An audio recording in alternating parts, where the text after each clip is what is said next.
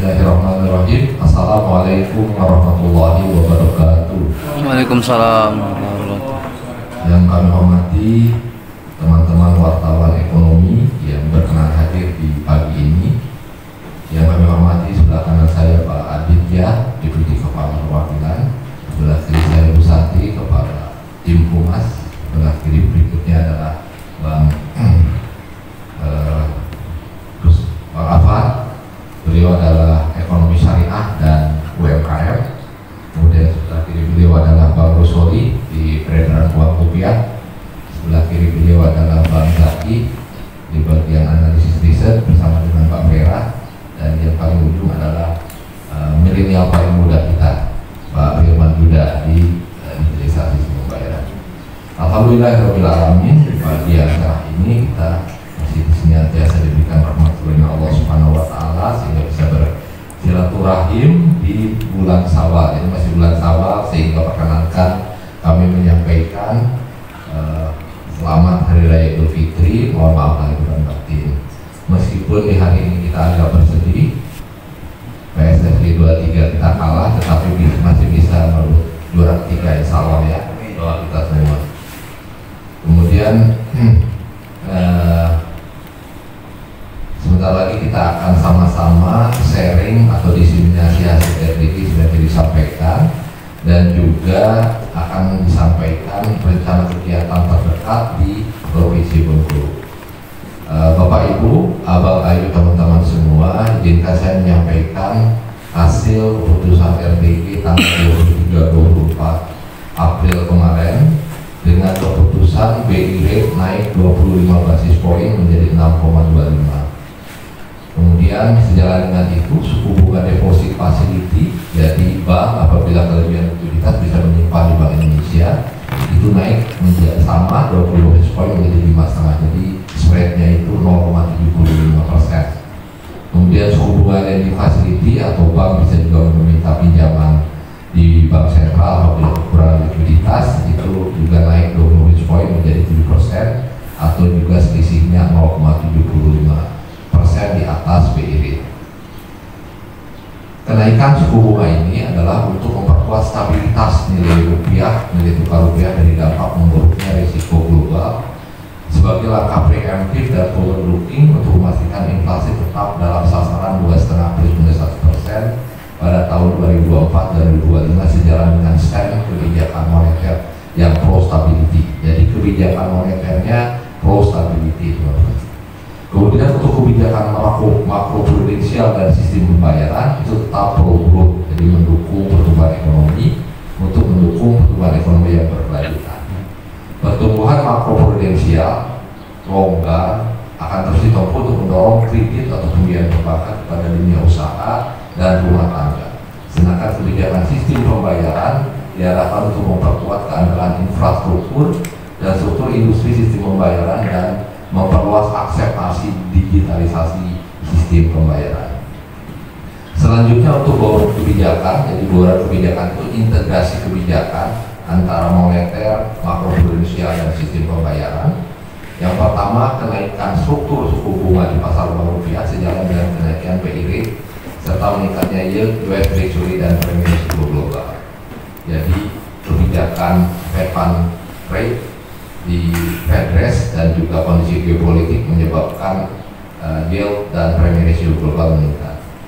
Kemudian berdampak pada nilai tukar rupiah yang melemah dan juga mata uang lain, sehingga perlu ada peningkatan stabilisasi melalui intervensi baik pasar falas baik itu transaksi spot, DNDF domestic national delivery forward, yaitu yang transaksinya forward. Kalau spot itu today dalam hal yang sama seperti kalau kita menukar dolar rupiah di money changer atau di bank. Kalau DNDF itu yang forward yang bisa tomorrow atau beberapa hari kemudian. Dan yang ketiga, intervensi pasar falas di sub sertifikat atau SPN, surat berharga negara di pasar sekunder. Jadi ini yang sering disebut dengan triple intervention, spot, forward, dan SPN. Kemudian berikutnya adalah penguatan strategi transaksi term repo SPN dan swap falas yang kompetitif guna menjaga kecukupan likuiditas perbankan. Ini operasi moneter yang dilakukan. Kemudian penguatan strategi operasi moneter yang pro market, meningkatkan efektivitas kebijakan moneter termasuk optimalisasi SRBI, yaitu sertifikat atau sekuritas rupiah Bank Indonesia. Ini instrumen pasar operasi moneter jangka pendek. Kemudian sekuritas falas Bank Indonesia SPBI dan sukuk falas Bank Indonesia, jadi falas syariah, ini SUKBI.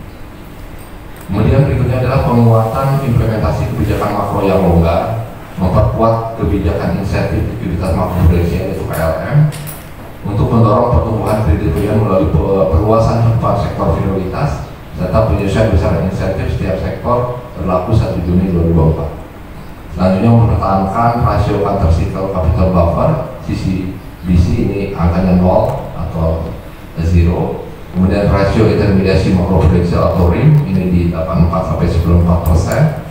Lalu rasio penjaga likuiditas makroprudensial atau PLM ini di angka 5%. Jadi intinya teman-teman dari di makroprudensial itu pada perbankan sebagai kebijakan makro, ketiga rasio ini adalah untuk mendorong perbankan lebih banyak menyalurkan kredit pembiayaan dengan cara likuiditasnya ditambah.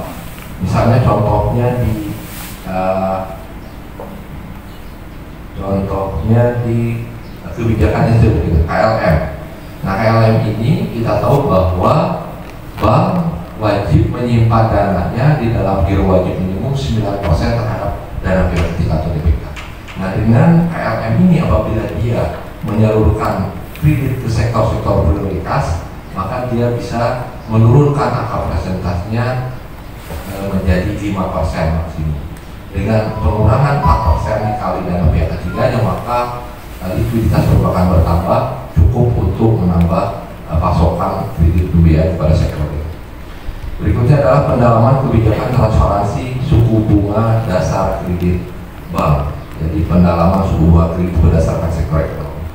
Dan yang terakhir, penguatan literasi digital dan manajemen risiko penyelenggara dan masyarakat pengguna sistem pembayaran, termasuk inovasi untuk mendukung inisiatif tersebut guna memperkuat stabilitas sistem pembayaran.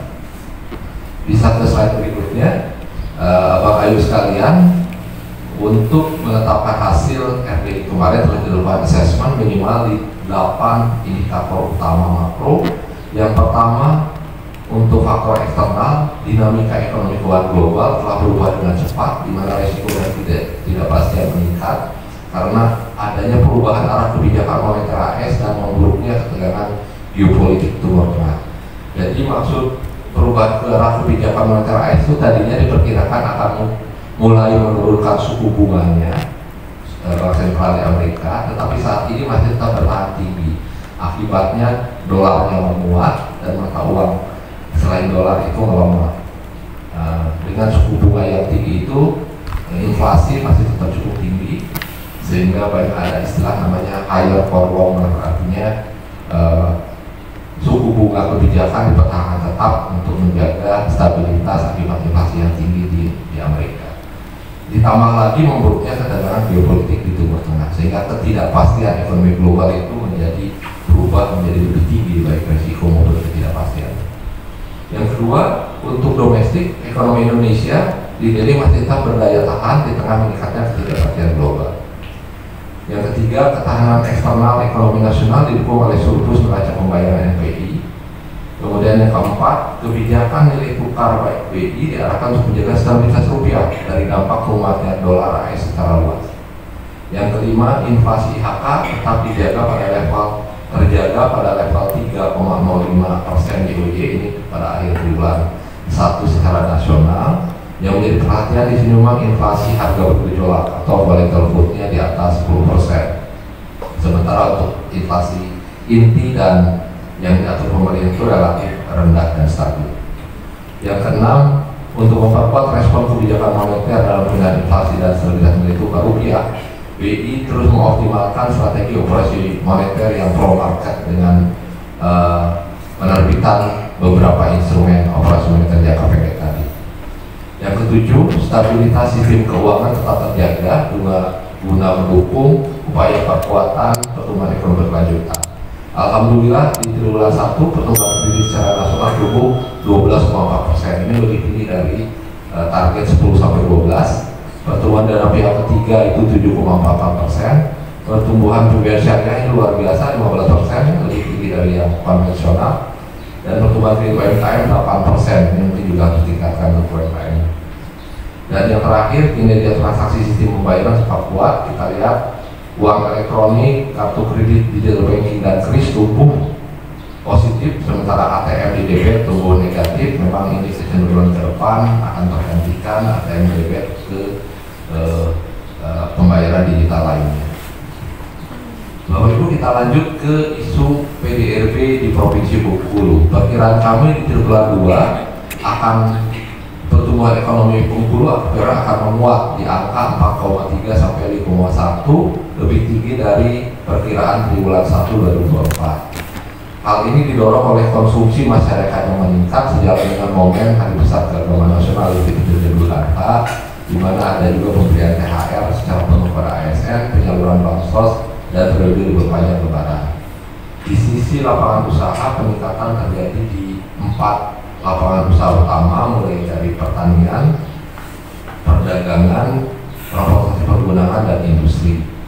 Sementara di sisi pengeluaran, konsumsi rumah tangga, konsumsi pemerintah dan ekspor diperkirakan meningkat.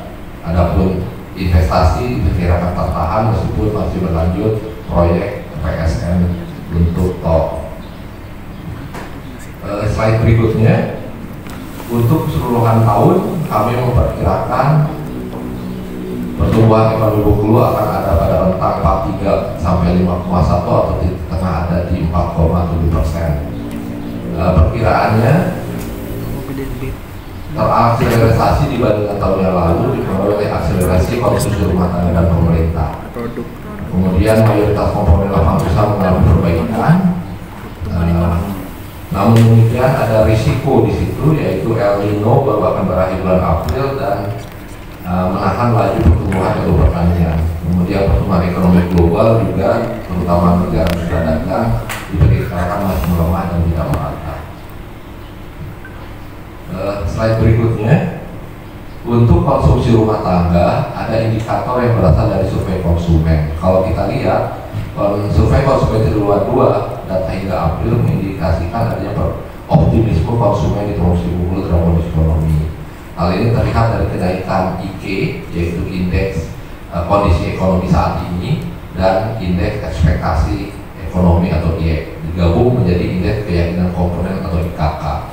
Keduanya ada di atas angka 100%, berarti ini optimis, dan ini menjadi indikasi bagi kami bahwa memang konsumsi rumah tangga yang perannya sangat besar di PDRB Bengkulu akan dapat menopang pertumbuhan ekonomi. Slide berikutnya, kita masuk ke inflasi triwulan 2. Hingga Maret 2024, inflasi Provinsi Bengkulu tercatat 3,56 secara tahunan dan 1,16 secara kumulatif dari sejak Januari. Penurunan pada periode ini disumbang oleh cabai merah dan angkutan udara. Jadi alhamdulillah di bulan Maret ini terjadi penurunan relatif dibandingkan April. Secara parsial tekanan terjadi di Kota Bengkulu.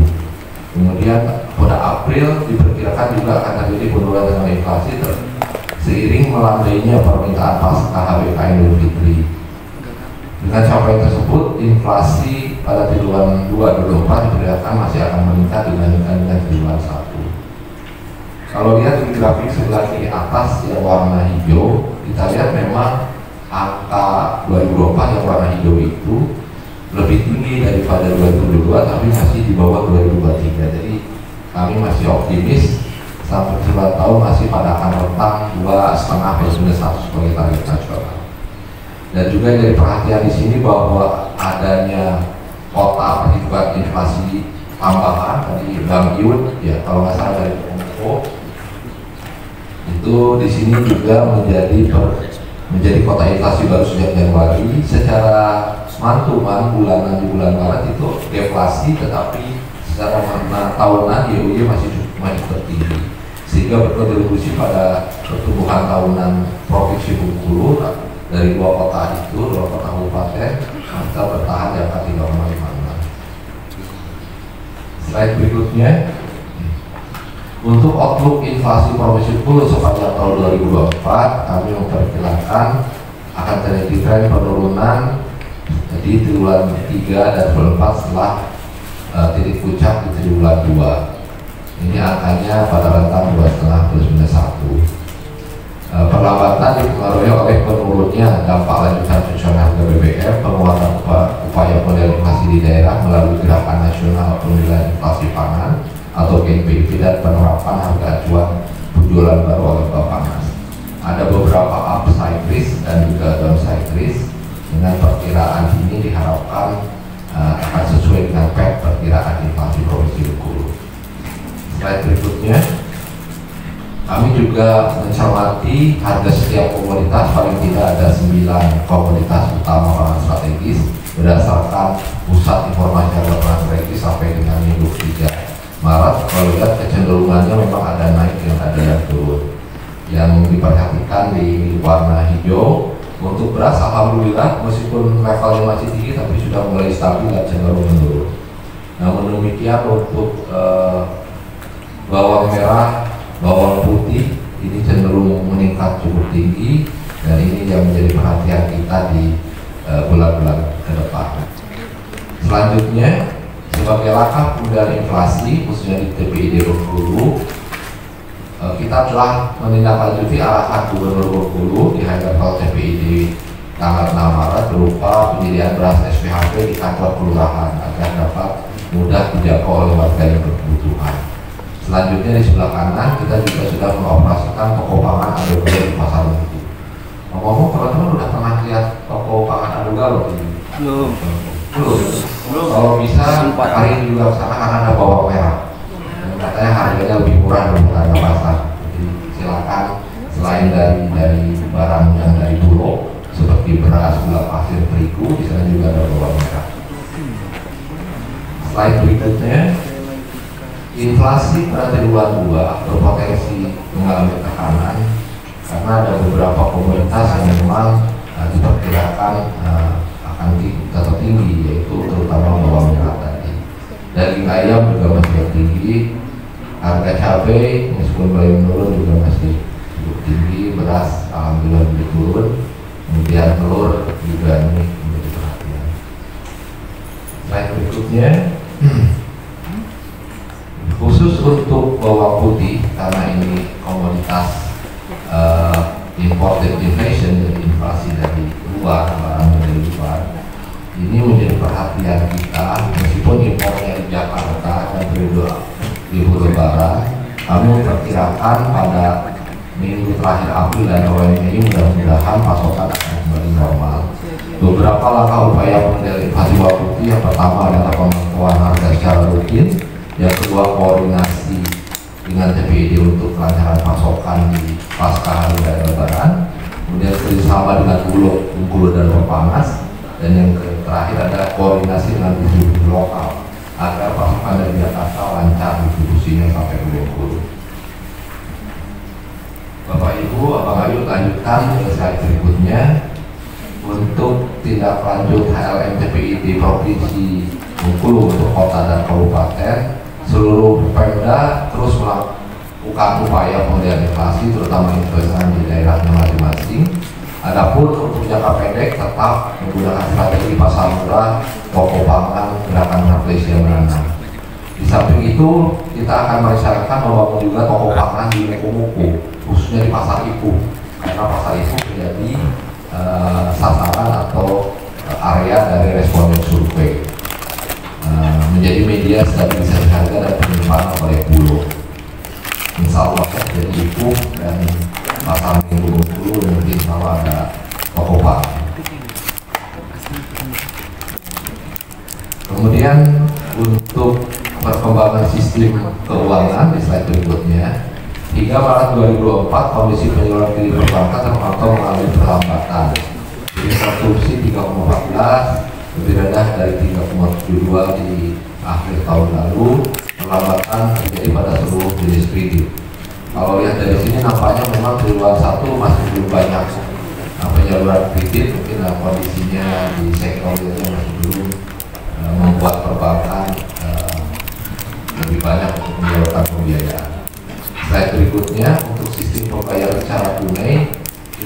melihat bahwa pada bulan Februari terjadi posisi net outflow dan memang turun outflow karena menghadapi Ramadan dan KPKM.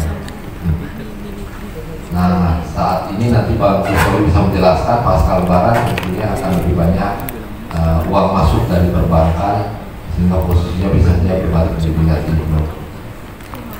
Slide berikutnya, untuk sistem pembayaran non tunai, alhamdulillah pengguna kris dan merchant kris terus bertambah. Demikian juga real-time gross settlement, jadi ini untuk yang nilai besar. Sementara SKNBI atau clearing nasional ini cenderung menurun meskipun di 2 bulan tahun ini cenderung tren yang meningkat kembali, mungkin karena terkait dengan Lebaran. Abang Ayu yang kami hormati, demikian untuk update kondisi ekonomi nasional dan Bengkulu.